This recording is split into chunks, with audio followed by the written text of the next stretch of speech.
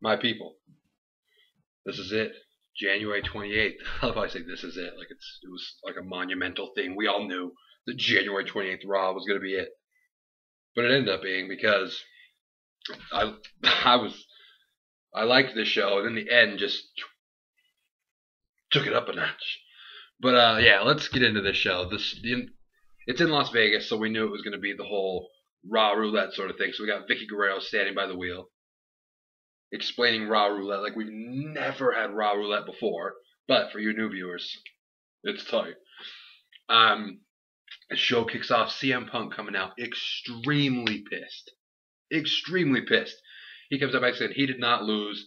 He beat The Rock. He got screwed worse than Bret Hart. And then Vince ends up coming out and says, hey, I got video later that proves that you guys are working with the Shield, especially Paul Heyman, and we're going to have a performance review later. So that set the tone early.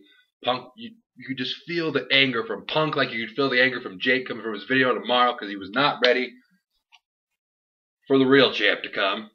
But sometimes you don't get what you want. But Punk was pissed. It was brilliant because you could feel, oh hell, he's so mad.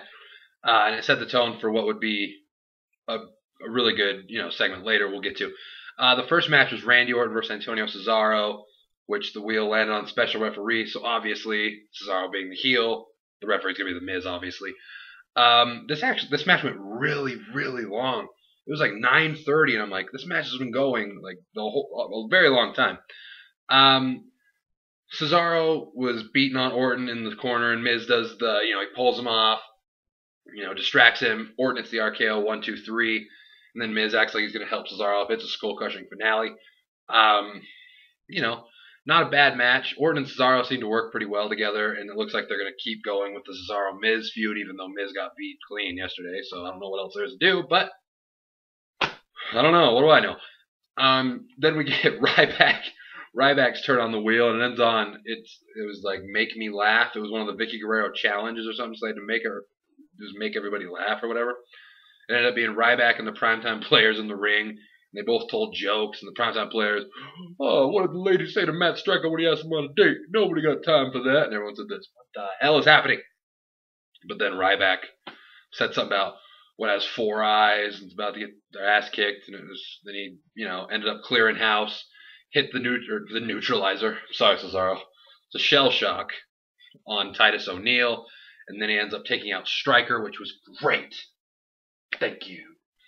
Then we had a video about some Bob Backlund guy. And then Wade Barrett comes out, and he lands on the wheel, and he gets to choose his own opponent. He picks, obviously, Bo Dallas, as last night in the Royal Rumble. Bo Dallas eliminated Barrett. Barrett run back in, eliminated Bo Dallas. In a shocker, Bo Dallas, young BD, gets the victory over Wade Barrett. Are they going to do something with Bo Dallas, or are they just saying, Wade Barrett, middle finger? I don't know. We never know. And Cody Rhodes, no, it was his turn at the wheel, and he got not the position we were looking for. Spins the wheel, it lands on John Cena. Cena obviously wins clean. I mean, he won the Rumble last night. Like, what do we expect now? It's just new year, I'd say new year, new Cena, but new year, old Cena, I guess, in a way. But he actually talks about who he's going to challenge, and the way he was talking about it was just so annoying. Do I challenge the World Heavyweight title, where I obviously have a much better chance of winning no matter who it is?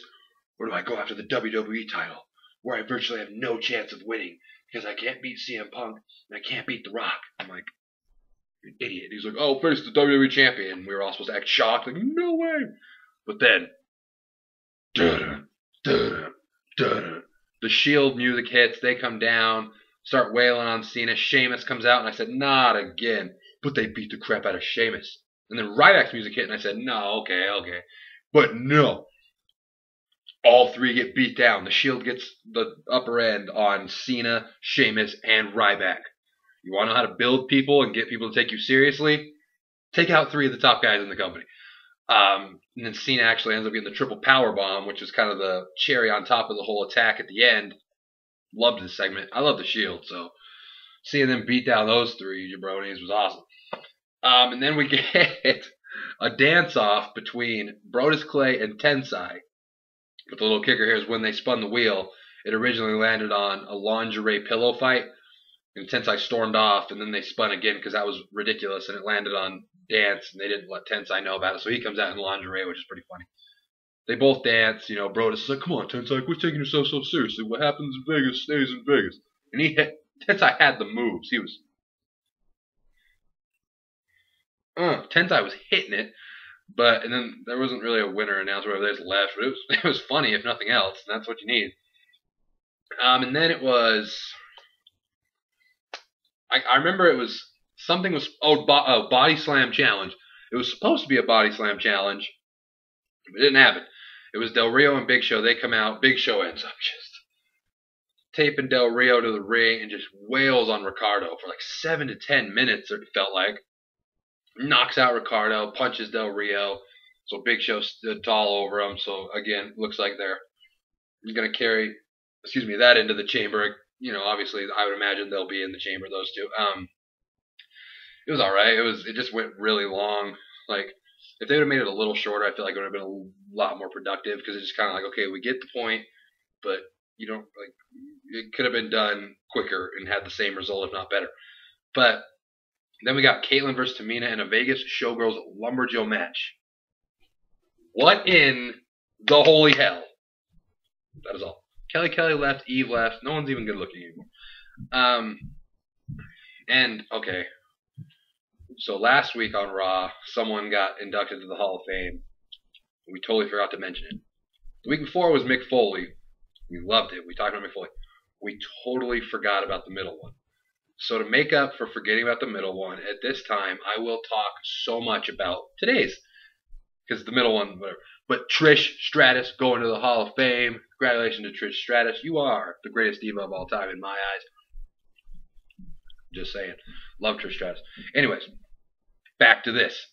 Then we get The Rock, finally. Oh, finally. The People's Champion. He came out. Now he's the real champion, too. People's Champ with the belt. Oh, it was like a childhood moment seeing The Rock with holding the belt. I was freaking out. I said, ah! That was the noise that came out. But, he comes out talking about the title, how it means so much to him and all that stuff. And all of a sudden, just Punk's music hits, and he's pissed. He comes out talking about... And they started talking for a minute, and then Rock's like, you can either come down to this ring and face me like a man, or stand up there like a punk-ass bitch. And then Punk's like, I'm going to stand there like a punk-ass bitch, because swearing's cool. And I was like, okay, that's funny. Like, that's effective, because Rock does swear a lot, and it seems like he just swears, whatever. But then CM Punk did what we all bitched at Cena for, so hopefully we're not all hypocrites. I know I'm not a hypocrite. Talks about his schedule, Cena stuff. I'm here. Like, well, I'm going to be at a house show on Friday and Saturday, so if you want... I'm like, oh my God, John Cena Jr. Like, we get it. The Rock doesn't go to house shows. Like, people say, oh, The Rock just says the same stuff. Well, really? Well, when's anyone ever going to come up with anything different than The Rock's not here? Well, obviously. Like, we've figured that out by now. The Rock is not full-time. Like, it's a big secret. Don't tell anybody. But it's like, okay, can we come up with something new here? Or are we just going to, sit there and... whatever. But then Punk goes all crazy. He's like, he went all Chael Sonnen on it. I'm the real champ, and I'll give you a rematch at Elimination Chamber. And The Rock's just like, what in the hell is going on? But it looks like that match is official. It looks like The Rock won't actually be in the chamber. That's what, when I started thinking about it, I was like, okay. But now, are they only going to do one chamber match? Because Cena is going after the WWE title, so there's no point to have a chamber for that. There's not enough SmackDown guys to have a world title match and a number one contenders match. So are they going to have like an intercontinental title one or a U.S. title one? Or I have no idea. But it looks like there's only going to be one chamber match unless they come up with something, because there's really not enough guys unless they mix shows to have two. That wouldn't make any sense. Like, this one's for the belt and this one's to number one to face the belt at WrestleMania. It doesn't make any sense. I'll have to see what they do there. That's interesting, at least. And then we got Sheamus versus Sandow in a tables match. Sheamus wins. This is my surprised face. Yeah, and then we get, oh God, the Great Khali, Hornswoggle, and Natalya come out, and Great Khali starts singing Shawn Michaels' theme song completely wrong when there are subtitles on Big Titantron. And Khali's just sexy boy.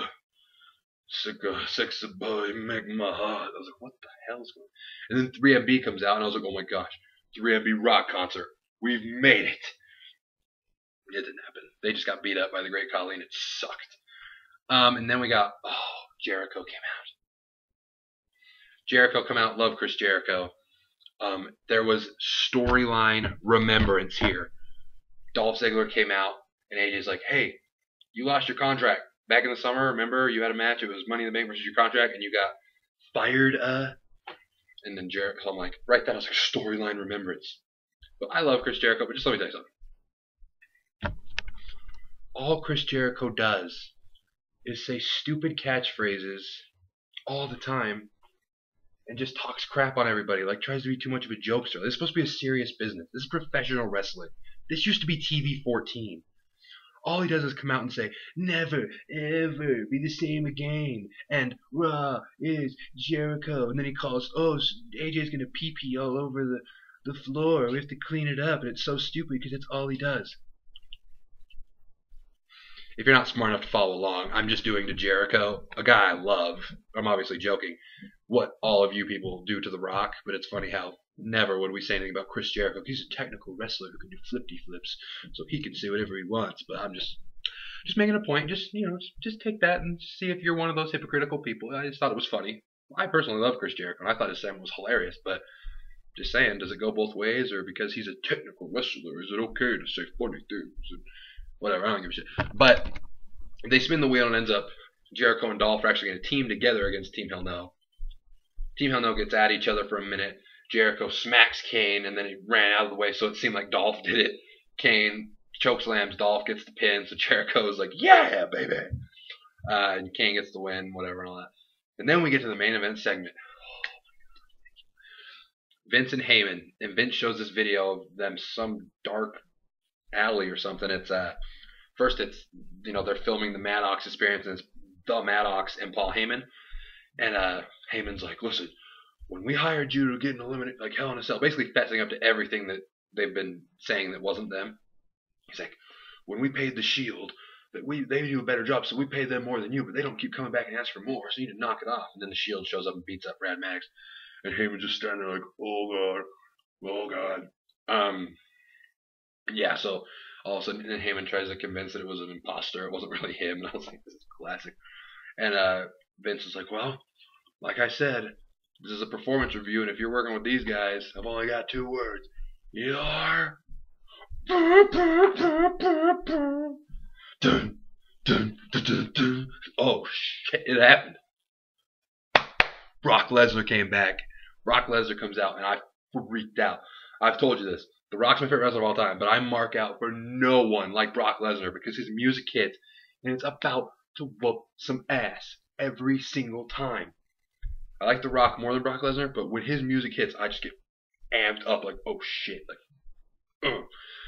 So I was excited. He comes out, and he gets face to face with Vince. It was one of those things where it was so obvious that he was going to get in Triple H's face, or he was going to... Spoiler alert, he was going to get in Vince's face, and then Triple H's music was going to hit, and he was going to stop him, and Brock would be all confused, and then he'd save Vince McMahon. No.